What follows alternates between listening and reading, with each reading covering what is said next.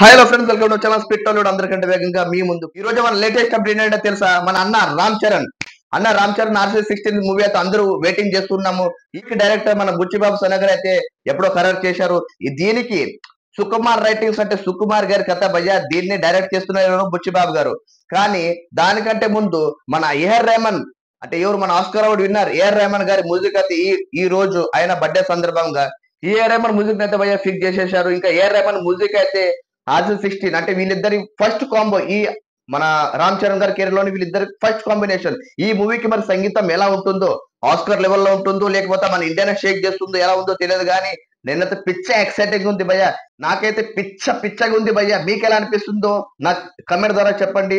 ఈ వీడియో కూడా మీకు నచ్చినట్లయితే ఈ వీడియోని షేర్ చేయండి, లైక్ చేయండి, సబ్స్క్రైబ్ చేయండి భయ్య. Thank you. Signing out.